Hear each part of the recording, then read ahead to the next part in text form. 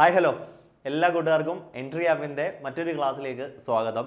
അപ്പോൾ നമ്മുടെ upcoming degree level എക്സാമിനേഷന് വേണ്ടിയിട്ടുള്ള സ്പോർട്സിൻ്റെ ഒരു PYQ സെക്ഷനാണ് നമ്മൾ എടുക്കുന്നത്. അപ്പോൾ സ്പോർട്സ് വളരെ ഇമ്പോർട്ടൻ്റ് ആയിട്ടുള്ള ഒരു മേഖലയാണെന്ന് നമുക്കറിയാം. അപ്പോൾ സ്പോർട്സിൽ നിന്ന് ചോദിച്ചിട്ടുള്ള ചോദ്യങ്ങളാണ് ഉൾപ്പെടുത്തിയിട്ടുള്ളത്. പിന്നെ അതിൻ്റെ അനുബന്ധ വസ്തുതകൾ നമ്മൾ ഡിസ്കസ് ചെയ്യുന്നുണ്ട്, റിലേറ്റിംഗ് ഫാക്ട്സ് നമ്മൾ ഡിസ്കസ് ചെയ്യുന്നുണ്ട്.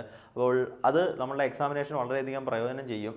അപ്പോൾ നമുക്ക് ഇതുപോലെ 1-2 സീരീസിലൂടെ സ്പോർട്സുമായി ബന്ധപ്പെട്ട് നിങ്ങളുടെ എക്സാമിനേഷന് നിങ്ങൾക്ക് 3 അല്ലെങ്കിൽ 5 മാർക്കിന് വരുന്ന കണ്ടൻറ്റ് പൂർണ്ണമായിട്ടും നിങ്ങളിലേക്ക് ആ മാർക്ക് എത്തിക്കുവാനായിട്ടാണ് ശ്രമിക്കുന്നത്. അപ്പോൾ എല്ലാ കൂട്ടുകാർക്കും ഒരിക്കൽ കൂടി ക്ലാസ്സിലേക്ക് സ്വാഗതം. നമുക്ക് ക്ലാസ് സ്റ്റാർട്ട് ചെയ്യാം. ഫസ്റ്റ് ക്വസ്റ്റ്യൻ ഒന്ന് നോക്കാം. നമുക്ക് വളരെ സിമ്പിളായിട്ടുള്ളൊരു ചോദ്യമാണ് അല്ലേ. Who is known as the flying Sikh of India? ഇന്ത്യയുടെ ഫ്ലൈയിങ് സിംഗ് എന്നറിയുന്നത് ആരാണ്? നമുക്ക് ഇപ്പോൾ ഉത്തരം അറിഞ്ഞുകൊണ്ടെങ്കിൽ ഓപ്ഷൻ വായിച്ചു നോക്കിയാൽ തന്നെ ഉത്തരം കിട്ടും. ഒന്നാമത്തെ ഓപ്ഷൻ കിടക്കുന്നത് മിൽഖാ സിംഗ് ആണ്, PT ഉഷ. അപ്പോൾ PT ഉഷ എന്തായാലും വരില്ല എന്ന് നമുക്ക് അറിയാം. അതേപോലെ തന്നെ ഉസൈൻ ബോൾട്ട് കിടപ്പുണ്ട്. അപ്പം ഇന്ത്യക്കാരനല്ല ഉസൈൻ ബോൾട്ട് എന്നുള്ള കാര്യം നമുക്ക് അറിയാം അല്ലേ, ഇന്ത്യക്കാരനല്ല. അപ്പോൾ അതുകൊണ്ട് തന്നെ നമുക്ക് കപിൽ ദേവ് കിടക്കുന്ന ഹരിയാന ഹറിക്കെയിൻ എന്നാണ് കപിൽ ദേവിനെ അറിയപ്പെടുന്നത്. അപ്പോൾ നമുക്ക് ശരിയായിട്ടുള്ള ഉത്തരം എന്ന് പറയപ്പെടുന്നത് എവർ ഫേമസ് എവർ ഡാഷ്ലർ മിൽഖാ സിംഗ് ആണ് ആ ചോദ്യത്തിൻ്റെ ശരിയായിട്ടുള്ള ഉത്തരം അല്ലേ. ആ ചോദ്യത്തിൻ്റെ ശരിയായിട്ടുള്ള ഉത്തരം എന്ന് പറയുന്നത് ആരാണ്? മിൽഖാ സിംഗ് ആണ് ശരിയായിട്ടുള്ള ഉത്തരം. സോ മിൽഖാ സിംഗിനെ സംബന്ധിച്ചുള്ള ഡീറ്റെയിൽസ് നമുക്ക് നോക്കിക്കഴിഞ്ഞാൽ അദ്ദേഹത്തെ ഫ്ലൈയിങ് സിംഗ് അല്ലെങ്കിൽ പറക്കും സിംഗ് എന്നാണ് ആരെ വിളിക്കുന്നത്? മിൽഖാ സിംഗ് എന്ന് വിളിക്കുന്നത്. അപ്പോൾ അടുത്ത പോയിന്റ് വളരെയധികം ഇമ്പോർട്ടൻ്റ് ആണ്. He is the only athlete to win gold at 400 metre at Asian Games as well as Commonwealth Games. Commonwealth ഗെയിംസിലും ഏഷ്യൻ ഗെയിംസിലും 400 മീറ്ററിൽ സ്വർണം നേടിയിട്ടുള്ള ഏക അത്ലറ്റാണ്, ലോകത്തിലെ ഏക അത്ലറ്റാണ് മിൽഖാ സിംഗ് എന്ന് പറയുന്നത്. മിൽഖാ സിംഗിൻ്റെ ജീവിതകഥയൊക്കെ നമ്മൾ സിനിമയായിട്ട് ഭാഗ് മിൽഖ ഭാഗ് എന്ന് പറയുന്ന സിനിമയിലൂടെ നമ്മൾ കണ്ടിട്ടുള്ളതാണ്. അൺഫോർച്യുനേറ്റ്ലി അദ്ദേഹം ഇപ്പം നമ്മളുടെ കൂടെ ഇല്ല.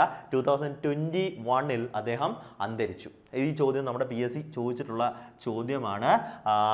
മിൽഖാ സിംഗ് എന്നാണ് അന്തരിച്ചത്? അദ്ദേഹം പാസ്ഡ് അവേ അല്ലെങ്കിൽ എന്നാണ് അദ്ദേഹം നമ്മളെ വിട്ടുപോയത്? അത് 2021 മരിക്കുമ്പോൾ അദ്ദേഹത്തിന് 91 വയസ്സ് ഉണ്ടായിരുന്നു. ആർമിയിലെ ഉദ്യോഗസ്ഥനായിരിക്കെ അല്ലെങ്കിൽ അദ്ദേഹത്തിൻ്റെ ജീവിതമൊക്കെ വളരെയധികം ഇൻസ്പയറിംഗ് ആണ്. നമുക്ക് ഇന്ത്യ പാർട്ടീഷനും അദ്ദേഹത്തിൻ്റെ ജീവിതകഥയൊക്കെ നമുക്ക് അതുമായിട്ട് റിലേറ്റ് ചെയ്തൊക്കെ നമുക്ക് വളരെ കാര്യമായിട്ട് നോക്കേണ്ടതാണ്. അപ്പോൾ ഫ്ലൈയിങ് സിംഗ് എന്നറിയപ്പെടുന്ന മിൽഖാ സിംഗ് ആണ്. അദ്ദേഹത്തിൻ്റെ ഏറ്റവും പ്രധാനപ്പെട്ട പ്രത്യേകതയായിട്ട് ഈ പോയിന്റ് ഒന്ന് ശ്രദ്ധിച്ചുകൊണ്ട് വേണം. 400 മീറ്ററിൽ ഏഷ്യൻ ഗെയിംസിലെയും അല്ലെങ്കിൽ ഏത് അത്ലറ്റ് ഇവൻറ്റ്സിലെ ഏറ്റവും ഗ്ലാമറസ് ആയിട്ടുള്ള ഇവൻറ്റുകളാണ് സ്പ്രിൻറ്റ് അല്ലെങ്കിൽ ഓട്ട മത്സരങ്ങളെന്ന് നമുക്ക് അറിയാം.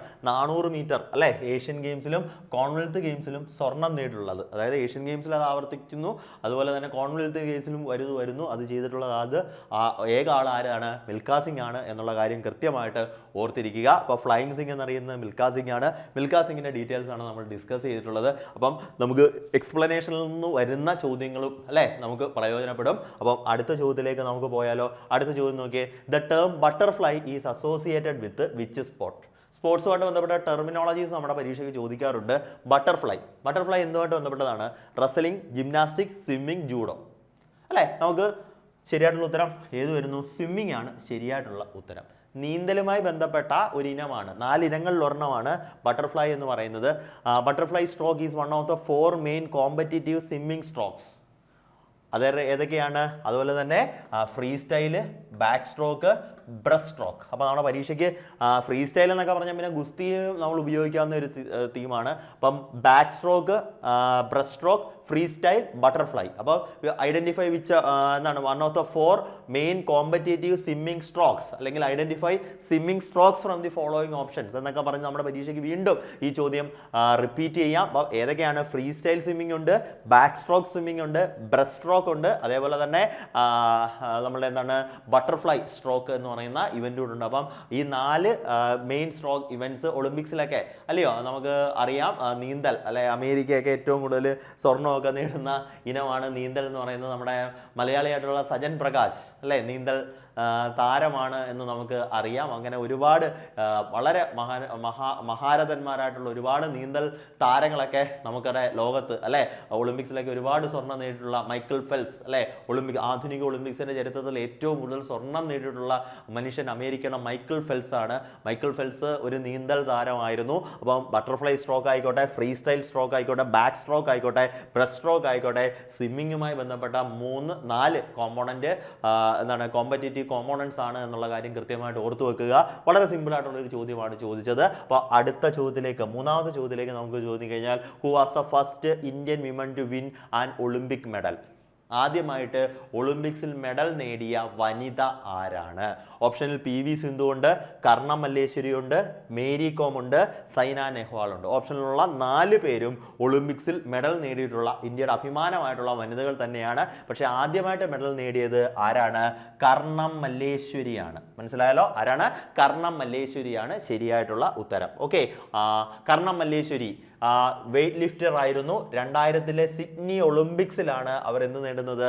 ഇന്ത്യക്ക് വേണ്ടിയിട്ട് മെഡൽ നേടുന്നത്. മനസ്സിലായല്ലോ? അവർ അന്ന് നേടിയ മെഡൽ എന്ന് പറഞ്ഞാൽ ഏതാണ്? ഒരു ബ്രോൺസ് മെഡലാണ് കരസ്ഥമാക്കിയത്.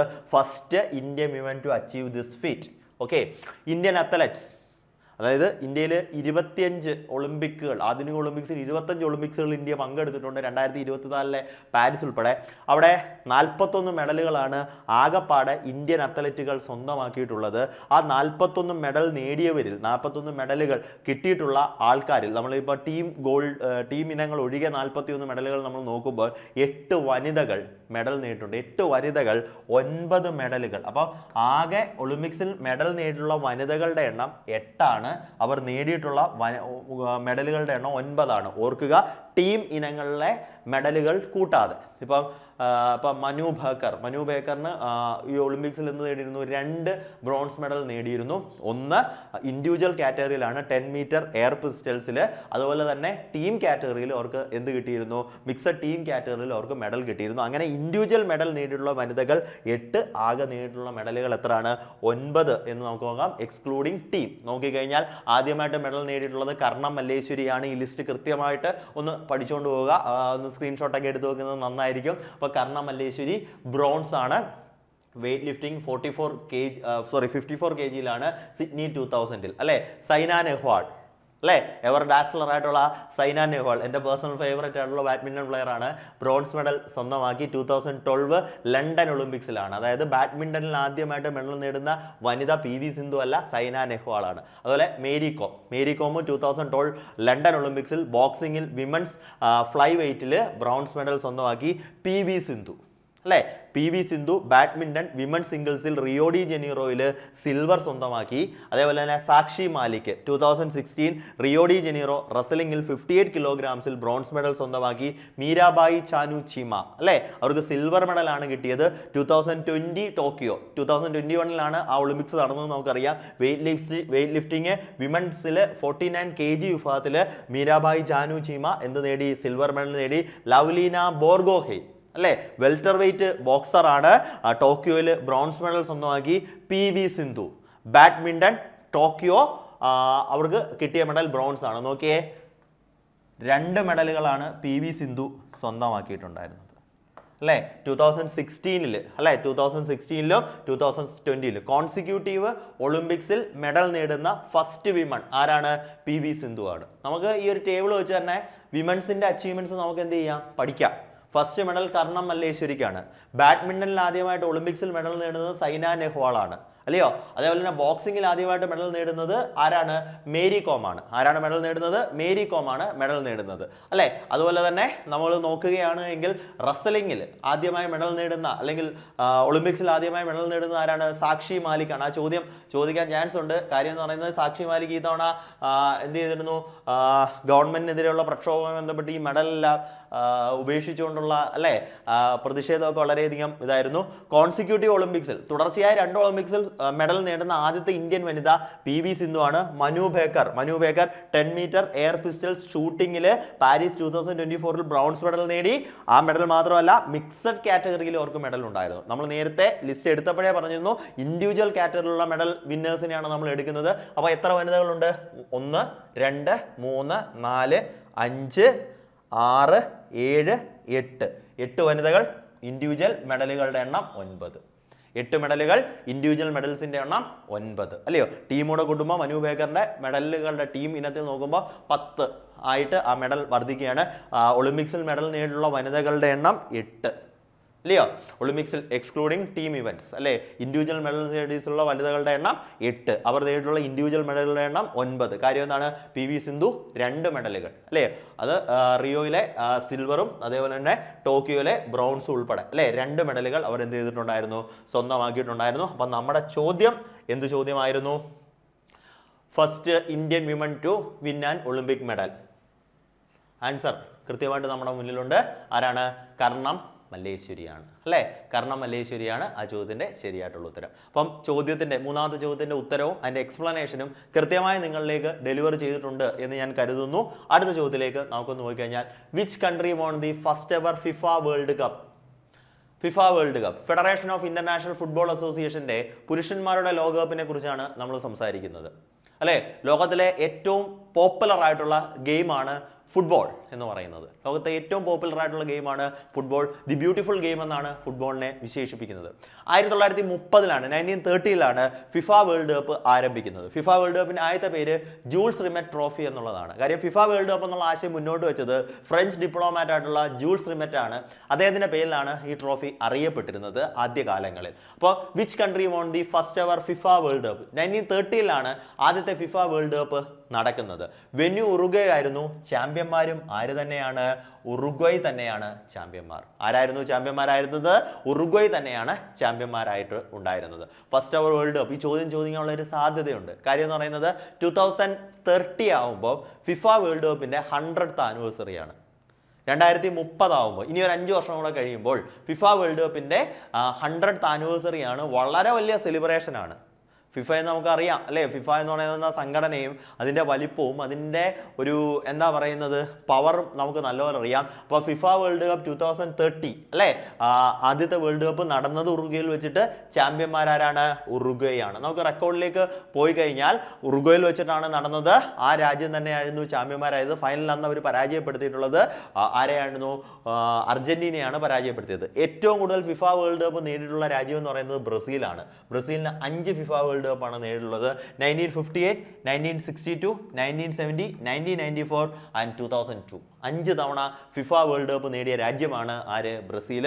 ഏറ്റവും കൂടുതൽ ഫിഫ വേൾഡ് കപ്പിൽ പാർട്ടിസിപ്പേറ്റ് ചെയ്ത രാജ്യം, ഏറ്റവും കൂടുതൽ മത്സരങ്ങൾ കളിച്ചിട്ടുള്ള രാജ്യം, ഏറ്റവും കൂടുതൽ വേൾഡ് കപ്പ് നേടിയിട്ടുള്ള രാജ്യവും ഏത് തന്നെയാണ്? ബ്രസീൽ തന്നെയാണ്. ഏതാണ്? ബ്രസീൽ തന്നെയാണ്. ഫിഫ വേൾഡ് കപ്പിന്റെ ചരിത്രത്തിൽ ഏറ്റവും കൂടുതൽ ഗോളുകൾ നേടിയിട്ടുള്ളത് ജർമ്മൻ സ്നൈപ്പർ ആയിട്ടുള്ള മിറോസ്ലാവ് ക്ലോസയാണ്. ലെജൻഡറി പ്ലെയർ ആയിട്ടുള്ള മിറോസ്ലാവ് ക്ലോസെ, ജർമ്മൻ സ്ട്രൈക്കർ ആയിട്ടുള്ള മിറോസ്ലാവ് ക്ലോസയാണ്. അദ്ദേഹം ഫിഫ വേൾഡ് കപ്പിൽ നേടിയിട്ടുള്ള ഗോളുകളുടെ എണ്ണം എന്താണ്? 16 ഗോളുകളാണ്. അദ്ദേഹം വളരെ ഐക്കോണിക് ആയിട്ടാണ് ആ നേട്ടം സ്വന്തമാക്കിയത്. 2016 വേൾഡ് കപ്പ് നടക്കുന്നു. ബ്രസീൽ വേൾഡ് കപ്പിലാണ് ആ ഒരു അച്ചീവ്മെന്റ് സ്വന്തമാക്കിയത്. അപ്പോൾ മിറോസ്ലാവ് ക്ലോസെ 16 ഗോൾ അടിക്കുമ്പോൾ അല്ലെങ്കിൽ മിറോസ്ലാവ് ക്ലോസെ മറികടന്നത് ആർണയാണ്, റൊണാൾഡോയാണ്. ക്രിസ്ത്യാനോ റൊണാൾഡോ അല്ല, പഴയ ബ്രസീലിന്റെ ലെജൻഡറി റൊണാൾഡോ. 94-ലെയും 2002-ലെയും ഫിഫ വേൾഡ് കപ്പ് നേടിയ ബ്രസീൽ ടീമിൽ അംഗമായിരുന്ന റൊണാൾഡോ. ഫുട്ബോൾ ആരാധകർക്ക് ഒരു കാരണവശാലും മറക്കാൻ കഴിയാത്ത നമ്മളുടെ R9 റൊണാൾഡോയാണ്. ആ റൊണാൾഡോയുടെ മുന്നിൽ വെച്ചിട്ട് തന്നെയാണ് അദ്ദേഹം ഈ നേട്ടം 15 ഗോളുകളിൽ നിന്ന് 16ാമത്തെ ഗോളുകളിലേക്ക് പോയത്. ഫിഫ വേൾഡ് കപ്പിൽ ഏറ്റവും കൂടുതൽ മത്സരങ്ങൾ കളിച്ചിട്ടുള്ള വ്യക്തി എന്നുള്ള റെക്കോർഡ് ലയണൽ മെസ്സിയുടെ പേരിലും, ഏറ്റവും കൂടുതൽ പ്ലെയർ ഓഫ് ദി ടൂർണമെന്റ് ബഹുമതി നേടിയിട്ടുള്ള വ്യക്തി ലയണൽ മെസ്സിയാണ്. അതായത് ഫിഫ വേൾഡ് കപ്പിലെ പ്ലെയർ ഓഫ് ദി ടൂർണമെന്റ് ബഹുമതിയെ അറിയപ്പെടുന്ന പേര് ഗോൾഡൻ ബോൾ അവാർഡ് എന്നാണ്. 2014, 2022 ഈ വർഷങ്ങളിൽ ലയണൽ മെസ്സി ഗോൾഡൻ ബോൾ പുരസ്കാരം സ്വന്തമാക്കി. 2 തവണ അല്ലെങ്കിൽ മോർ ദാൻ 1 ഈ അവാർഡ് അച്ചീവ് ചെയ്യുന്നത് ഏക ആളാരാണ്? ലയണൽ മെസ്സിയാണ്. ഫിഫ വേൾഡ് കപ്പ് മത്സരങ്ങളിൽ ഏറ്റവും കൂടുതൽ മാൻ ഓഫ് ദി മാച്ച് പുരസ്കാരങ്ങളും സ്വന്തമാക്കുന്നത് ആരാണ്? ലിയോണൽ ആന്ദ്രിയാസ് മെസ്സിയാണ്. അപ്പം ഓർത്തേക്കേണ്ടത് ഈ ഏറ്റവും കൂടുതൽ ഗോളുകൾ അടിച്ച ആൾ ആരാണ്? ഫിഫ വേൾഡ് കപ്പിൽ ഏറ്റവും കൂടുതൽ ഗോളുകൾ അടിച്ച ആൾ ആരാണ് എന്നൊരു ചോദ്യം ചോദിച്ചാൽ ഓപ്ഷനിൽ ക്രിസ്ത്യാനോ റൊണാൾഡോ, കെയ്ലിയൻ എംബാപ്പെ, അതേപോലെ തന്നെ നമ്മളുടെ ലയണൽ മെസ്സി, അതുപോലുള്ള ലെജൻഡറി ആയിട്ടുള്ള പ്ലേയേഴ്സിന്റെ പേര് വരും. അപ്പോൾ ക്ലോസയുടെ പേര് ഒരു കാരണവശാലും മറക്കരുത്. അതൊരു കാരണവശാലും മറക്കരുത്. ഫിഫ വേൾഡ് കപ്പിൽ ഏറ്റവും കൂടുതൽ ഗോൾ കളിച്ച, ടൂർണമെന്റിൽ ഏറ്റവും കൂടുതൽ ഗോൾ അടിച്ച റെക്കോർഡ് ആരുടെ പേരിലാണ്? ക്ലോസയുടെ പേരിലാണ്. 16 ഗോളുകളാണ് അദ്ദേഹം നേടിയിട്ടുള്ളത്. ആദ്യത്തെ ചാമ്പ്യന്മാർ ആരാണ്? ഉറുഗ്വേ ആണ്. ഏറ്റവും കൂടുതൽ നേടിയിട്ടുള്ള രാജ്യം ഏതാണ്? ബ്രസീലാണ്. 5 തവണ. നിലവിലെ ചാമ്പ്യന്മാർ ആരാണ്? അർജന്റീനയാണ്. 2026-ലാണ് അടുത്ത വേൾഡ് കപ്പ് അല്ലേ? 2026-ലാണ് അടുത്ത വേൾഡ് കപ്പ്. വേദി എവിടെയൊക്കെയാണ്? Mexico, Canada, USA. കൃത്യമായിട്ട് ഓർത്ത് നോക്കണം. വെന്യൂ എവിടെയാണ്? Mexico, Canada, USA. മാറ്റങ്ങളുണ്ട്. ഫിഫ വേൾഡ് കപ്പിന്റെ ചരിത്രത്തിൽ ആദ്യമായിട്ട് 48 ടീമുകൾ, 48 ടീംസ് പാർട്ടിസിപ്പേറ്റ് ചെയ്യുന്ന ആദ്യത്തെ വേൾഡ് കപ്പാണ് 2026-ലെ FIFA World Cup. FIFA World Cup final നടക്കുവാനായിട്ട് അമേരിക്ക നിർമ്മിച്ച അല്ലെങ്കിൽ പുനർനിർമ്മിച്ച സ്റ്റേഡിയമാണ് ന്യൂയോർക്കിലെ മെറ്റ് ലൈഫ് സ്റ്റേഡിയം. ന്യൂയോർക്കിലെ മെറ്റ് ലൈഫ് സ്റ്റേഡിയത്തിൽ വെച്ചിട്ടായിരിക്കും 2026-ലെ ഫിഫ വേൾഡ് കപ്പിന്റെ ഫൈനൽ നടക്കുന്നത്. 2030-ലെ ഫിഫ വേൾഡ് കപ്പിന്റെ മെയിൻ വെന്യൂസ് നോക്കുകയാണ് എങ്കിൽ അത് പോർച്ചുഗലും സ്പെയിനുമാണ് മെയിൻ വെന്യൂസ് എന്ന് പറയുന്നത്. പക്ഷേ അത് ഫിഫ വേൾഡ് കപ്പിനെ സെനറ്ററി വേൾഡ് കപ്പാണ്. കാര്യം എന്ന് പറഞ്ഞാൽ എന്താണ്, 1913 ഫിഫ വേൾഡ് കപ്പ് ആരംഭിച്ചത്. 2030 അല്ലേ ആവുമ്പോൾ 100 years ആവുമല്ലേ, 100 വർഷം ആവുമല്ലേ. അപ്പോൾ ഈ 100ാമത്തെ വർഷത്തിലേക്ക് കടക്കുമ്പോൾ കുറച്ചധികം എന്ത് ചെയ്യുന്നുണ്ട്, എന്താണ് ഈ സെനറ്ററി മത്സരങ്ങൾ നടക്കുന്നുണ്ട്. കാര്യം സെനറ്ററി മത്സരങ്ങളുടെ വേദിയായിട്ട് ഉറുഗ്വേയെ തിരഞ്ഞെടുത്തിട്ടുണ്ട്, പരഗ്വേ തിരഞ്ഞെടുത്തിട്ടുണ്ട്, അർജന്റീനയെ തിരഞ്ഞെടുത്തിട്ടുണ്ട്, മൊറോക്കയെ തിരഞ്ഞെടുത്തിട്ടുണ്ട്. സ്പെയിനും പോർച്ചുഗലുമായിരിക്കും പ്രധാനപ്പെട്ട മത്സരങ്ങളുടെ വേദികൾ എന്ന് പറയുന്നത്. കാര്യം കുറച്ചധികം വലിയ മത്സരങ്ങളുടെ ഒരു രീതിയാണ് വരുന്നത്. 2013 അങ്ങനെ ഒരു കുഴപ്പമുണ്ട്. 2026 ആണ് ഏറ്റവും കൂടുതൽ ചോദിക്കാൻ ചാൻസ്. ഏതൊക്കെയാണ്? Mexico, Canada, USA. 2013 ഇങ്ങനെയാണ് വേദി വരുന്നത്. 2034 ആവുമ്പോൾ വലിയ വ്യത്യാസമൊന്നുമില്ല. നമുക്കത് ചോദിച്ചാൽ അതിന് ഒറ്റ ഉത്തരവേ ഉള്ളൂ, സൗദി അറേബ്യയിൽ വെച്ചിട്ടാണ്. എവിടെ വെച്ചിട്ടാണ്? സൗദി അറേബ്യയിൽ വെച്ചിട്ടാണ്. 2022 എവിടെ വെച്ചിട്ടാണ് നടന്നത്? ഖത്തറിൽ വെച്ചിട്ടാണ് അല്ലേ. 2022 വേൾഡ് കപ്പ് നടന്നത് ഖത്തറിൽ വെച്ചിട്ടാണ് നമുക്കറിയാം. ഓക്കെ, അടുത്ത ചോദ്യത്തിലേക്ക് നമുക്കൊന്ന് പോയാലോ. Dronacharya award is given for. Dronacharya award Indian national sports അവാർഡ്സിൽ ഒന്നാണ് ഏത്? ദ്രോണാചാര്യ അവാർഡ് എന്ന് പറയുന്നത്. അത് ഏത് മേഖലയിലെ, കായിക മേഖലയിൽ എന്തിനാണ് കൊടുക്കുന്നത്? എക്സലൻസ് ഇൻ സ്പോർട്സ് ജേർണലിസം ആണോ, life time contribution in sports ആണോ, ഔട്ട്സ്റ്റാൻഡിംഗ് കോച്ചസ് ഇൻ സ്പോർട്സ് ആണോ, എമർജിംഗ് അത്ലറ്റ്സ് ആണോ? ദ്രോണാചാര്യർ എന്ന് പറയുമ്പോൾ തന്നെ മഹാഭാരതം വായിക്കുന്ന ആൾക്കാർക്ക് അറിയാം, അദ്ദേഹം ഒരു എക്സലന്റ് കോച്ചായിരുന്നു അല്ലേ. കൗരവരെയും പാണ്ഡവരെയൊക്കെ ആയുധവിദ്യ പഠിപ്പിച്ച ഏകലവ്യന്റെ പെരുവിരൽ ചോദിച്ചു മേടിച്ച കോച്ചായിരുന്നു ആര്? ദ്രോണാചാര്യർ അല്ലേ. ദ്രോണാചാര്യർ എന്ന് പറയുന്നത് അദ്ദേഹം പറഞ്ഞു കൊടുത്ത വിദ്യ കൃത്യമാവാത്തത് കൊണ്ടാണോ, അല്ലെങ്കിൽ വിദ്യയുടെ വൈരുദ്ധ്യം കൊണ്ടാണോ, അത് കൈ കിട്ടിയ ആൾക്കാർക്ക് അത് ഉപയോഗിക്കാൻ കഴിയാത്തത് കൊണ്ടായിരിക്കുമോ? അദ്ദേഹം ഉദ്ദേശിച്ച ആ ഒരു ലക്ഷ്യത്തിലേക്കൊന്നും എത്തിയില്ല, കുലം നശിക്കുന്ന രീതിയിലേക്കൊക്കെ പോയി. എന്നിരുന്നാലും പുരാണത്തിൽ പറയുന്ന മഹാഭാരതയിൽ പറയുന്ന എപ്പിക് കോച്ചാണ് ദ്രോണാചാര്യ എന്ന് നമുക്കറിയാം. അപ്പോൾ ഔട്ട്സ്റ്റാൻഡിംഗ് കോച്ചസ് ഇൻ സ്പോർട്ടാണ് അല്ലേ. സ്പോർട്സിലെ ഔട്ട്സ്റ്റാൻഡിംഗ് കോച്ചസിന് കൊടുക്കുന്ന പുരസ്കാരമാണ് എന്ന് പറയുന്നത് ദ്രോണാചാര്യ അവാർഡ് എന്ന് പറയുന്നത്. ദ്രോണാചാര്യ അവാർഡ് ഏർപ്പെടുത്തിയ വർഷം 1985 ആണ്. ഏത് വർഷത്തിലാണ് ഏർപ്പെടുത്തിയത്? 1985 ആണ് ഏർപ്പെടുത്തിയത്. രാജ്യത്തെ ഏറ്റവും ഉയർന്ന ഹയസ്റ്റ് സ്പോർട്സ് ഹോണർ എന്ന് ഏതാണെന്ന് ചോദിച്ചാൽ അത് ധ്യാൻചന്ദ് ഖേൽരത്ന അവാർഡാണ്. ധ്യാൻചന്ദ് ഖേൽരത്ന അവാർഡാണ് ഏറ്റവും വലിയ highest sports honour of India. 1991-92 Dronacharya നമ്മളുടെ ഖേൽരത്ന പുരസ്കാരം ഏർപ്പെടുത്തുന്നത്. ഖേൽരത്ന പുരസ്കാരം ആദ്യമായിട്ട് ഏർപ്പെടുത്തുമ്പോൾ അതിൻ്റെ പേര് രാജീവ് ഗാന്ധി ഖേൽരത്ന പുരസ്കാരം എന്നായിരുന്നു. 2021 ഇന്ന് കാണുന്ന രീതിയിൽ ധ്യാൻചന്ദ് ഖേൽരത്ന പുരസ്കാരമായിട്ട് അത് റീനെയിം ചെയ്യുന്നത്. ഖേൽരത്ന പുരസ്കാരം what ever it may be, അത് രാജീവ് ഗാന്ധി ഖേൽരത്ന പുരസ്കാരം ആയിരുന്ന സമയത്ത് 1991-92 ആദ്യമായിട്ട് സ്വന്തമാക്കിയ ആള് ആരാണ്? അത് വിശ്വനാഥൻ ആനന്ദാണ്. ഓക്കെ, അത് ആ ചോദ്യത്തിന് ഉത്തരം കൃത്യമായിട്ട് ഓർത്തു നോക്കണം. കാര്യം ഓപ്ഷനിൽ സച്ചിൻ ടെണ്ടുൽക്കർ വരുമ്പോൾ നമുക്ക് ആ ചോദ്യത്തിന് ഉത്തരം തെറ്റാൻ സാധ്യതയുണ്ട് ഇല്ലയോ. First sports person to be honoured with Khel Ratna award ചോദിച്ചാൽ അത് ആരാണ്? ഇന്ത്യൻ ഗ്രാൻഡ് മാസ്റ്റർ ആയിട്ടുള്ള വിശ്വനാഥൻ ആനന്ദിനാണ് ആ പുരസ്കാരം ആദ്യമായിട്ട് ലഭിച്ചത്. ഏറ്റവും കുറഞ്ഞ പ്രായത്തിൽ ഈ ഖേൽരത്ന പുരസ്കാരം നേടുന്ന ആള് ഡി ഗൂഗേഷ് ആണ്. ദൊമ്മരാജു ഗൂഗേഷ് ആണ്. നിലവിലെ ചെസ് ചാമ്പ്യൻ ആയിട്ടുള്ള ദൊമ്മരാജു ഗൂഗേഷ് ആണ്. PSC ഇത് ചോദിച്ച സമയത്ത് ഉത്തരം അഭിനവ് ബിന്ദ്ര ആയിരുന്നു. അഭിനവ് ബിന്ദ്രയേക്കാൾ കുറഞ്ഞ പ്രായത്തിലാണ് ഡി ഗൂഗേഷ് ഈ അവാർഡ് സ്വന്തമാക്കുന്നത്. ആദ്യത്തെ ഫുട്ബോൾ താരം ആരാണ്? നമ്മളുടെ സുനിൽ ഛേത്രിയാണ് ആദ്യമായിട്ട് ഈ പുരസ്കാരം സ്വന്തമാക്കുന്നത്. ഈ ഖേൽരത്ന പുരസ്കാരം സ്വന്തമാക്കുന്ന ആദ്യത്തെ മലയാളി ആരാണ്? അത്ലറ്റ് ആയിട്ടുള്ള നമ്മുടെ അഭിമാനമായിട്ടുള്ള KM ബീനാമോളാണ്. ആരാണ്? KM ബീനാമോളിനാണ് മലയാളികളിൽ ആദ്യമായിട്ട് ഖേൽരത്ന പുരസ്കാരം ലഭിക്കുന്നത്.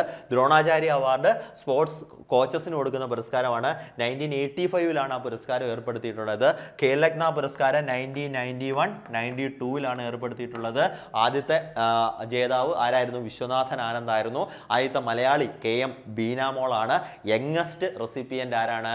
അത് നമ്മളുടെ ദൊമ്മരാജു ഗൂഗേഷ് ആണ് അല്ലേ. സച്ചിൻ ടെണ്ടുൽക്കർ, മഹേന്ദ്ര സിംഗ് ധോണി, വിരാട് കോഹ്ലി, അതേപോലെ തന്നെ നമ്മളുടെ രോഹിത് ശർമ്മ പോലെയുള്ള ക്രിക്കറ്റേഴ്സിന് ഈ പുരസ്കാരം ലഭിച്ചിട്ടുണ്ട്.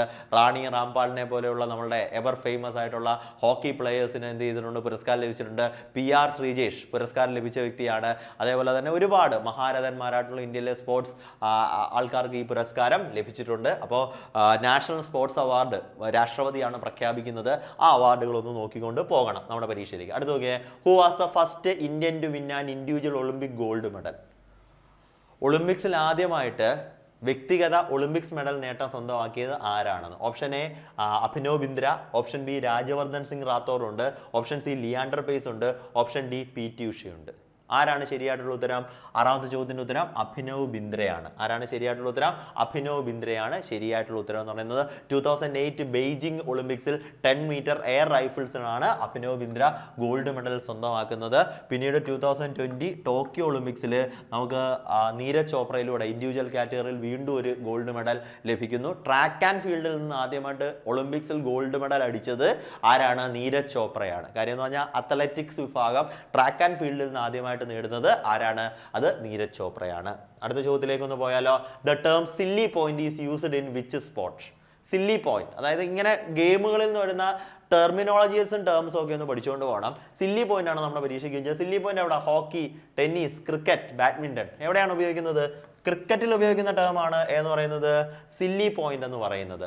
The silly point is A very close in field position on the of side in the cricket. ക്രിക്കറ്റിലെ ഓഫ് സൈഡ്, അതായത് ബാറ്റർ നിൽക്കുമ്പോൾ അദ്ദേഹത്തിന്റെ ഓഫ് സൈഡ് അല്ലേ, എപ്പോഴും അദ്ദേഹത്തിന് ആ ഒരു ഓഫ് സൈഡ് ഭാഗത്ത് ഫീൽഡറെ പൊസിഷൻ ചെയ്യുന്നതാണ് സില്ലി പോയിന്റ് എന്ന് പറയുന്നത്. സ്പിന്നേഴ്സ് ഒക്കെ അറ്റാക്ക്, പ്രത്യേകിച്ച് ടെസ്റ്റിലൊക്കെ സ്പിന്നേഴ്സിന്റെ അറ്റാക്ക് വരുമ്പോൾ എന്താണ് ക്യാപ്റ്റന്മാർ സില്ലി പോയിന്റിൽ ഫീൽഡേഴ്സിനെ, നല്ല എഫക്റ്റീവ് ആയിട്ടുള്ള റൈഡേഴ്സിനെ, ക്യാച്ചേഴ്സിനെ നിർത്തും. അപ്പം സില്ലി പോയിന്റ് എന്ന് പറയുന്നത് ക്രിക്കറ്റുമായി ബന്ധപ്പെട്ട, ഇതുമായി ബന്ധപ്പെട്ട പോയിന്റ് ആണ്, ക്രിക്കറ്റുമായി ബന്ധപ്പെട്ടതാണ്. Okay, who is known as the queen of Indian track and field? Okay, who is known as the queen of Indian track and field? Indian track and ഫീൽഡിന്റെ രാജ്ഞി എന്നറിയപ്പെടുന്നത് ആരെയാണ്? PT ഉഷ ഉണ്ട് ഓപ്ഷനിൽ, അഞ്ജു ബോബി ജോർജ് ഉണ്ട് ഓപ്ഷനിൽ, ഹീമാദാസ് ഉണ്ട് ഓപ്ഷനിൽ, ദ്യുതി ചന്ദിനെ ആയിരിക്കും ഉദ്ദേശിച്ചിട്ടുണ്ടായിരിക്കുക. അപ്പം ശരിയായിട്ടുള്ള ഉത്തരം ആരാണ്? നമ്മളുടെ സ്വന്തം PT ഉഷ. PT ഉഷയാണ് എന്ത് ചെയ്തിട്ടുണ്ടായിരുന്നത്? Indian queen of track and field എന്ന് ഉദ്ദേശിച്ചിട്ടുണ്ടായിരുന്നത്. പയ്യോളി എക്സ്പ്രസ് എന്ന് വിളിക്കുന്നത് ആരെ തന്നെയാണ്? PT ഉഷയാണ്. ഇന്ത്യ പ്രൊഡ്യൂസ് ചെയ്തിട്ടുള്ള ഏറ്റവും ഗ്രേറ്റസ്റ്റ് ആയിട്ടുള്ള അത്ലറ്റ് ആണ് അദ്ദേഹം. 1984 ലോസ് ഏഞ്ചൽസ് ഒളിമ്പിക്സിൽ കപ്പിനും ചുണ്ടിനും ഇടയിൽ 400 മീറ്റർ ഹഡിൽസിൽ ബ്രോൺസ് മെഡൽ നഷ്ടമായ ആളാണ് PT ഉഷ എന്ന് പറയുന്നത്. PT ഉഷ നിലവിൽ എന്താണ്? ഇന്ത്യൻ ഒളിമ്പിക് അസോസിയേഷന്റെ പ്രസിഡന്റ് ആണ്. ഇന്ത്യൻ ഒളിമ്പിക് അസോസിയേഷൻ പ്രസിഡന്റ് ആകുന്ന ആദ്യ വനിത കൂടിയാണ്. ആദ്യ മലയാളി മാത്രമല്ല, ആദ്യ മലയാളി കൂടിയാണ് ആരെന്ന് പറയുന്നത്? PT ഉഷ എന്ന് പറയുന്നത്. നിലവിൽ രാജ്യസഭാ അംഗമാണ്, രാജ്യസഭാ ചെയർ മെമ്പറാണ്. അതായത് ലോക്സഭയല്ലോ, രാജ്യസഭയുടെ ചെയർമാൻ എപ്പോഴും ആരായിരിക്കും? ഇന്ത്യയുടെ വൈസ് പ്രസിഡന്റ് ആയിരിക്കും. രാജ്യസഭയ്ക്ക് പിന്നെ ഒരു ഡെപ്യൂട്ടി ചെയർമാനും ഉണ്ടായിരിക്കും. ഈ രാജ്യസഭയുടെ ചെയർമാൻ, ഡെപ്യൂട്ടി ചെയർമാൻ, ഈ രണ്ട് ആൾക്കാരില്ലാത്ത സമയത്ത് സഭ നിയന്ത്രിക്കാനായിട്ട് ഒരു പാനലുണ്ട്. ആ പാനലിൽ നിലവിൽ ആരുണ്ട്? സ്പോർട്സ് അഡ്മിനിസ്ട്രേറ്റർ ആയിട്ടുള്ള president of Indian Olympic association ആരുണ്ട്? PT ഉഷയുണ്ട്. പയ്യോളി എന്ന് പറയുന്ന ചെറിയ ഗ്രാമത്തിൽ നിന്ന് വരികയും ഇന്ത്യൻ ട്രാക്ക് ആൻഡ് ഫീൽഡിന്റെ അഭിമാനമായി മാറുകയും സ്പ്രിന്റ് റാണി, മലയാളത്തിലൊക്കെ പറയുകയാണെങ്കിൽ എന്താണ് സ്പ്രിന്റ് റാണി എന്ന് വിളിക്കാൻ കഴിയുന്ന PT ഉഷയാണ് എന്നു പറയുന്നത്. നമ്മുടെ ചോദ്യം നോക്കുക, എന്താണ്? Queen of Indian track and field എന്നറിയുന്ന ആരെയാണ്? PT ഉഷയാണ്. സോ ഇതുപോലെയുള്ള വളരെ സിമ്പിൾ ആയിട്ടുള്ള ചോദ്യങ്ങൾ ആദ്യമേ എന്ത് ചെയ്യുക? പഠിക്കുക. അടുത്ത നോക്കിയേ, who was the first Indian women to win a medal in badminton at Olympics? കഴിഞ്ഞ നമ്മൾ മൂന്നാമത്തെ ചോദ്യവുമായി ബന്ധപ്പെട്ട നമ്മുടെ ആ ടേബിള് ഞാൻ പറഞ്ഞായിരുന്നു. ആ ടേബിൾ ഒന്ന് സ്ക്രീൻഷോട്ട് എടുത്ത് നോക്കാൻ. ആ ചോദ്യത്തിന് തന്നെ ഉത്തരവുണ്ട്. PV സിന്ധു, സൈന നെഹ്വാൾ, ജ്വാല ഗുട്ട, അശ്വിനി പൊന്നപ്പ. അപ്പൊ നമുക്ക് ആദ്യം തന്നെ ജ്വാല ഗുട്ടയെ വെട്ടിക്കളയാം, അശ്വിനി പൊന്നപ്പയെ വെട്ടിക്കളയാം. കാര്യം എന്ന് പറഞ്ഞാൽ അവർക്ക് ഇൻഡിവിജ്വലി ബാഡ്മിന്റണിൽ എന്ത് കിട്ടിയിട്ടില്ല? മെഡൽ ഒന്നും കിട്ടിയിട്ടില്ല. PV സിന്ധു ആണോ സൈന നെഹ്വാൾ ആണോ? ശരിയായിട്ടുള്ള ഉത്തരം ആരാണ്? സൈന നെഹ്വാൾ ആണ്. അല്ലയോ? 2012 തന്നെ സൈന നെഹ്വാൾ എന്ത് ചെയ്തിട്ടുണ്ട്? ലണ്ടൻ ഒളിമ്പിക്സിൽ തന്നെ എന്താണ് ബാഡ്മിന്റണിൽ ബ്രോൺസ് മെഡൽ സ്വന്തമാക്കാൻ കഴിഞ്ഞിട്ടുണ്ട്. 2016 2020 ആണ് PV സിന്ധുവിന് മെഡൽ നേടാനായിട്ട് കഴിഞ്ഞത്. അപ്പോൾ ഈ ചോദ്യത്തിന്റെ ശരിയായിട്ടുള്ള ഉത്തരം ആരാണ്? സൈന നെഹ്വാൾ ആണ് ശരിയായിട്ടുള്ള ഉത്തരം. The term free throw is used in which sport? അപ്പം വീണ്ടും ഒരു സ്പോർട്ടിൽ നിന്നുള്ള ഒരു ഇത് വരികയാണ്. ഫ്രീ ത്രോ എവിടെയാണ് ഉപയോഗിക്കുന്നത്? വോളിബോളിലാണോ, ബാസ്കറ്റ് ബോളിലാണോ, ഹാൻഡ് ബോളിലാണോ, റസലിംഗിലാണോ? ഫ്രീ ത്രോ എന്ന് പറയുന്നത് ബോളുമായി ബന്ധപ്പെട്ട ഒരു കായിക ഇനമാണെന്ന് മനസ്സിലായല്ലോ. ബാസ്കറ്റ് ബോളിൽ ഉപയോഗിക്കുന്ന ടേം ആണ് എന്ന് പറയപ്പെടുന്നത് ഫ്രീ ത്രോ എന്ന് പറയുന്നത്. അപ്പോൾ നമ്മൾ ഈ ബാസ്കറ്റ് ബോൾ ഒന്നും നമ്മൾ സ്ഥിരമായിട്ട് കളിക്കുന്ന ഒരു ഗെയിം അല്ല, അല്ലേ? നമ്മുടെ നാട്ടുപുറങ്ങളിലുള്ള ഗെയിമുകളല്ല. ക്രിക്കറ്റിന്റെ കൂട്ടോ ഫുട്ബോളിന്റെ കൂട്ടോ ഒക്കെ നമുക്ക് അത്രയും പരിചിതമായിരിക്കത്തില്ല ഈ ബാസ്കറ്റ് ബോൾ പോലെയുള്ള ഉപയോഗം. ബാസ്കറ്റ് ബോൾ അല്ലെങ്കിൽ നമുക്ക് പരിചയമില്ലാത്ത റഗ്ബി, അല്ലേ? അപ്പോൾ അങ്ങനെ ഉപയോഗിക്കുന്ന ടേമുകളൊന്നും നമുക്ക് അത്ര പിടിയുണ്ടായിരിക്കത്തില്ല. A free throw is an unopposed attempt to score points from behind the free throw line in basketball awarded after foul. അപ്പം ബാസ്കറ്റ്ബോളിൽ ഉപയോഗിക്കുന്ന ഒരു പദമാണ് ഫ്രീ ത്രോ എന്നുള്ളത്. ഫ്രീ ഹിറ്റ് ക്രിക്കറ്റിലാണ്, ഫ്രീ ത്രോ എവിടെയാണ്? ബാസ്കറ്റ്ബോളിലാണ്. ഓക്കെ, അടുത്തത് who is the first Indian to win a medal in para Olympics? Para ഒളിമ്പിക്സിൽ മെഡൽ നേടിയിട്ടുള്ള ആദ്യത്തെ ഇന്ത്യക്കാരൻ ആരാണ്? നമ്മൾ സമ്മർ ഒളിമ്പിക്സിനേക്കാൾ നമ്മൾ ഏറ്റവും നല്ല രീതിയിൽ പെർഫോം ചെയ്യുന്നത് പാരാ ഒളിമ്പിക്സിലാണ്. ഡിഫറൻ്റ്ലി ഏബിൾഡ് ആയിട്ടുള്ള ആൾക്കാർ, ഹാൻഡിക്യാപ്ഡ് ആയിട്ടുള്ള ആൾക്കാരൊക്കെ പാർട്ടിസിപ്പേറ്റ് ചെയ്യുന്നതാണ് പാരാലിമ്പിക്സ് എന്ന് പറയുന്നത്. ഒളിമ്പിക്സ് നടക്കുന്ന അതേ വേദിയിൽ തന്നെയാണ് പാരാലിമ്പിക്സ് നടക്കുന്നത്. ആദ്യമായിട്ട് മെഡൽ നേടിയത് ആരാണ്? മുരളീകാന്ത് പേട്കാർ എന്ന് പറയുന്ന സ്വിമ്മറാണ് ആദ്യമായിട്ട് പാരാ ഒളിമ്പിക്സിൽ മെഡൽ നേടിയ വ്യക്തി എന്ന് പറയുന്നത്. സ്വിമ്മിങ് 1972 ഹൈഡൽബർഗ് പാരാലിമ്പിക്സിലാണ് അദ്ദേഹം മെഡൽ നേടാനായിട്ട് കഴിഞ്ഞത്, മുരളീകാന്ത് പേട്കാർ. 2024 പാരാ ഒളിമ്പിക്സ് നടന്നത് എവിടെ വെച്ചിട്ടാണ്? പാരീസിൽ വെച്ചിട്ട് തന്നെയാണ്. ഇന്ത്യയുടെ ചരിത്രത്തിലെ ഏറ്റവും മികച്ച പെർഫോമൻസ് കണ്ടിരുന്ന ഗെയിം ആയിരുന്നു 2024 പാരാ ഗെയിംസ് എന്ന് പറയുന്നത്. നമ്മൾ 29 മെഡലുകളാണ് സ്വന്തമാക്കിയത്. ഓർത്ത് നോക്കുക, ടോട്ടൽ എത്ര മെഡലുകളാണ് പാരാഒളിമ്പിക്സിൽ നമ്മൾ അടിച്ചത്? 29 മെഡലുകളാണ് അടിച്ചത്. അതിനകത്ത് 7 ഗോൾഡ് ഉണ്ടായിരുന്നു, 9 സിൽവർ ഉണ്ടായിരുന്നു, 13 ബ്രോൺസ് മെഡൽസ് ഉണ്ടായിരുന്നു. അപ്പോൾ ടോട്ടൽ മെഡൽ ചോദിച്ചിട്ടുള്ളതാണ്. അത് എത്രയാണ്? 29 ആണ് ശരിയായിട്ടുള്ള ഉത്തരം. ഓക്കെ, അടുത്ത ചോദ്യത്തിലേക്ക് പോയി കഴിഞ്ഞാൽ 12ാമത്തെ ചോദ്യത്തിലേക്ക് പോയി കഴിഞ്ഞാൽ ഡേവിഡ്സ് കപ്പ് ഏത് കായിക ഇനവുമായി ബന്ധപ്പെട്ടിരുന്നു? ഫുട്ബോൾ ആണോ, ടെന്നീസ് ആണോ, ബാഡ്മിൻ്റൺ ആണോ, ഹോക്കി ആണോ? ടെന്നീസിലെ തന്നെ വളരെ പോപ്പുലർ ആയിട്ടുള്ള ഒരു ഇവന്റ് ആണ് ഡേവിഡ്സ് കപ്പ് എന്ന് പറയുന്നത്. വേൾഡ് കപ്പ് ഓഫ് ടെന്നീസ് എന്നറിയപ്പെടുന്നതും എന്തിനെയാണ്? ഡേവിസ് കപ്പിനെയാണ്. മനസ്സിലായല്ലോ? മെൻസ് ആണ്. ഇപ്പോൾ ഇന്ത്യയൊക്കെ പാർട്ടിസിപ്പേറ്റ് ചെയ്യാൻ പോകാറുണ്ട്. അതത് രാജ്യങ്ങളിലെ പ്രധാനപ്പെട്ട കളിക്കാർ വന്ന് എന്ത് ചെയ്യുന്നു? കളിക്കുന്നു. വേൾഡ് കപ്പ് ഓഫ് ടെന്നീസ് എന്നറിയപ്പെടുന്നത് എന്തിനെയാണ്? അത് ഡേവിസ് കപ്പിനെയാണ് അറിയപ്പെടുന്നത്. അടുത്ത ചോദ്യം, in which year did India win first cricket world cup? അതായത് ഏകദിന ക്രിക്കറ്റ് വേൾഡ് കപ്പ് ഇന്ത്യ ആദ്യമായിട്ട് നേടിയ വർഷം ഏതാണ് എന്നാണ് ചോദ്യം, അല്ലേ? എല്ലാവർക്കും അറിയാവുന്ന ചോദ്യത്തിന് ഉത്തരമാണ്. 1983 ആണ് ശരിയായിട്ടുള്ള ഉത്തരം. 2023 ഇതിൻ്റെ 40th ആനിവേഴ്സറി, 40ാമത്തെ വാർഷികം ഇന്ത്യ ഭയങ്കര ഗ്രാൻഡായിട്ടാണ് എന്ത് ചെയ്തത്? സെലിബ്രേറ്റ് ചെയ്തത്. കപിൽ ദേവിൻ്റെ നേതൃത്വത്തിൽ ഒട്ടും പ്രതീക്ഷയില്ലാത്ത ഒരു ടീം ഇംഗ്ലണ്ടിലേക്ക് പോവുകയാണ് വേൾഡ് കപ്പ് കളിക്കാൻ. അപ്പം നിങ്ങൾ എന്തിനാണ് ഇവിടെ വന്നതെന്ന് പോലും ഇന്ത്യയിലെ മാധ്യമങ്ങളും, അല്ലെങ്കിൽ എന്തിനാണ് ഇങ്ങനെ ഒരു ടീമിനെ അയക്കുന്നതെന്ന് പോലും അന്ന് പത്രങ്ങളിലൊക്കെ എന്ത് ചെയ്തിരുന്നു? എഴുതിയിരുന്നു. ഇവന്റ് നടക്കുമ്പോൾ പാർട്ടിസിപ്പേറ്റ് ചെയ്യാൻ കഴിയത്തില്ല. അന്ന് ലോക ക്രിക്കറ്റിലെ ശക്തർ എന്ന് പറയുന്നത് വെസ്റ്റ് ഇൻഡീസ് ആണ്. സർ ക്ലൈവ് ലോയിഡിൻ്റെ വെസ്റ്റ് ഇൻഡീസ് ആണ്. ആ ടീമിനെതിരെയൊക്കെ അന്ന് 60 ഓവറാണ് കേട്ടോ. ഒരു 20 ഓവർ പോലും, ഇപ്പോൾ 2020 ഒക്കെ വന്ന് 20 ഓവർ എന്നൊക്കെ പറഞ്ഞാൽ നമുക്ക് ഫലമില്ല. 20 ഓവർ പോലും വെസ്റ്റ് ഇൻഡീസിനെതിരെ പിടിച്ചേക്കാൻ കഴിയാത്ത ഒരു ടീമായിരുന്നു അതിനു മുമ്പ് ഇന്ത്യ. അതേപോലെ തന്നെ പ്രതിഭാധനരായിട്ടുള്ള കളിക്കാർ ഉണ്ടായിരുന്നു എന്ന് ചോദിച്ചാൽ ഉണ്ട്. സുനിൽ ഗവാസ്കർ ആ ടീമിൽ അംഗമാണ്, അല്ലേ? കൃഷ്ണമാചാരി ശ്രീകാന്ത് അതിനകത്തുണ്ട്. അതേപോലെ തന്നെ BCCIയുടെ പ്രസിഡന്റ് ആയിട്ടുള്ള, അല്ലയോ, റോജർ ബിന്നി ആ ടീമിൽ അംഗമാണ്. ഓൾറൗണ്ടർ ആയിട്ടുള്ള കപിൽ ദേവ് ഉണ്ട്, സെയ്ദ് കിർമാണി, ദിലീപ് വെങ് സർക്കാർ, അങ്ങനെയുള്ള നമ്മളുടെ രവിശാസ്ത്രി, ഇന്ത്യൻ നമ്മുടെ കമന്റേറ്റർ രവിശാസ്ത്രിയുടെ ടീമാണ്. പക്ഷേ അതുപോലൊരു പിച്ചിൽ പിടിച്ചു നിൽക്കാൻ കഴിയുമോ എന്നറിയത്തില്ല. വെസ്റ്റ് ഇൻഡീസിനാണ് 90% ചാൻസ്, ബാക്കി 10% ചാൻസ് ഇംഗ്ലണ്ടോ ഓസ്ട്രേലിയയോ, അല്ലേ? ഇങ്ങനെയായിരുന്നു ഒരു പ്രൊഡിക്ഷൻ. പക്ഷേ ഈ പ്രൊഡിക്ഷൻസ് എല്ലാം മറികടന്നുകൊണ്ട് ഇന്ത്യ 1983 മനസ്സിലായല്ലോ, ഡെവിൾസ് ഓഫ് കപിലിൻ്റെ ചെകുത്താന്മാർ വേൾഡ് കപ്പ് അടിച്ചു. 1983 ഇന്ത്യ ആദ്യമായിട്ട് ക്രിക്കറ്റ് വേൾഡ് കപ്പ് സ്വന്തമാക്കുന്നത്. പിന്നീട് cricket world cup India repeat ചെയ്യുന്നത് 2011 അല്ലേ? 2011 മഹേന്ദ്ര സിംഗ് ധോണിയുടെ നേതൃത്വത്തിലുള്ള ഇന്ത്യൻ ടീം ഇന്ത്യയിൽ വെച്ച് നടന്ന വേൾഡ് കപ്പ് ആരെ പരാജയപ്പെടുത്തി? ശ്രീലങ്കയെ പരാജയപ്പെടുത്തി സ്വന്തമാക്കി. ക്രിക്കറ്റ് വേൾഡ് കപ്പ് ഏറ്റവും കൂടുതൽ നേടിയിട്ടുള്ള രാജ്യമെന്ന് പറയുന്നത് ഏതാണ്? ഓസ്ട്രേലിയയാണ്, അല്ലേ? ഓസ്ട്രേലിയയാണ്. ഓസ്ട്രേലിയക്ക് 6 വേൾഡ് കപ്പുകൾ നേടാനായിട്ട് കഴിഞ്ഞിട്ടുണ്ട്. 1987, 1999, അലൻ ബോർഡറിൻ്റെ ക്യാപ്റ്റൻസിയിൽ, 1999 സ്റ്റീവ് വോയുടെ ക്യാപ്റ്റൻസിയിൽ, 2003 ക്രിക്കറ്റ് ഗാങ്സ്റ്റർ എന്ന് വിളിപ്പേരുള്ള റിക്കി തോമസ് പോണ്ടിങ്ങിൻ്റെ നേതൃത്വത്തിൽ, 2007 വീണ്ടും റിക്കി തോമസ് പോണ്ടിങ്ങിൻ്റെ നേതൃത്വത്തിൽ, 2015 ഓസ്ട്രേലിയൻ ക്രിക്കറ്റിലെ ചോക്ലേറ്റ് ബോയ് എന്നറിയപ്പെട്ട മൈക്കിൾ ക്ലാർക്കിൻ്റെ നേതൃത്വത്തിൽ 2023 ഇന്ത്യൻ ക്രിക്കറ്റ് ആരാധകരെ സംബന്ധിച്ച് അവരുടെ ചരിത്രത്തിലെ ഏറ്റവും ഹാർഡ് ബ്രോക്കൺ ആയിട്ടുള്ള മൂവ്മെൻ്റ് ആയിട്ടുള്ള 2023 അല്ലേ 2023 ഇന്ത്യയിൽ വെച്ച് നടന്ന വേൾഡ് കപ്പിൽ ഫൈനലിൽ ഇന്ത്യയെ നരേന്ദ്രമോദി സ്റ്റേഡിയത്തിൽ വെച്ച് പരാജയപ്പെടുത്തി പാട്രിക് കമ്മിൻസിൻ്റെ നേതൃത്വത്തിൽ പാട്രിക് കമ്മിൻസിൻ്റെ നേതൃത്വത്തിൽ അങ്ങനെ 6 വേൾഡ് കപ്പുകളാണ്. മനസ്സിലായാലോ? 6 വേൾഡ് കപ്പുകളാണ് ആര് സ്വന്തമാക്കിയിട്ടുള്ളത്?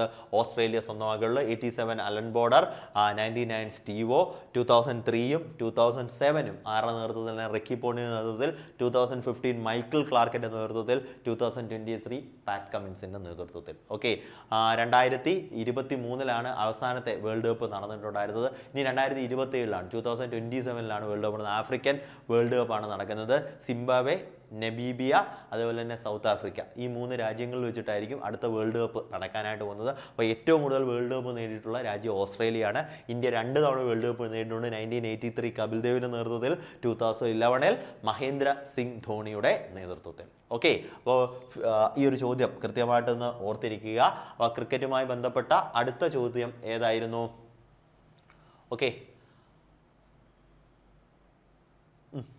How many players are there in a volleyball team? 15ാമത്തെ ചോദ്യമാണ്. How many players are there in a standard volleyball team? ഒരു വോളിബോൾ ടീമിൽ എത്ര പേരാണ് കളിക്കുന്നത്? 5, 6, 7, 11.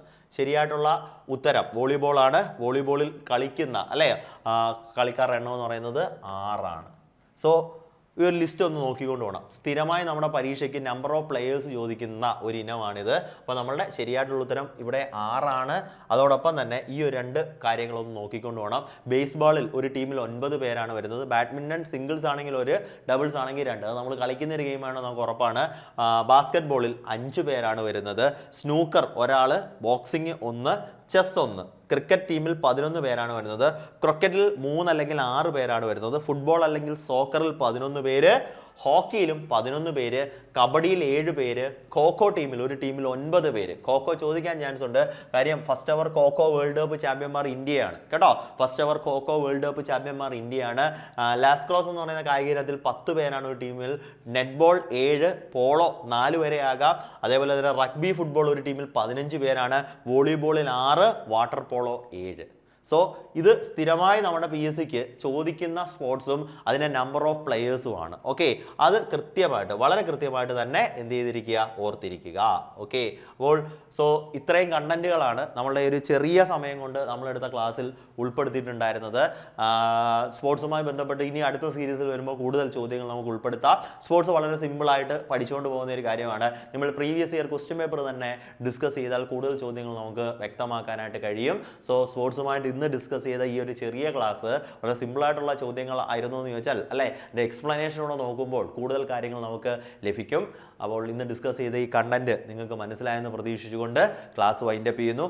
വീണ്ടും കാണാം. It's me Vishwanath signing off from Entri app. Thank U.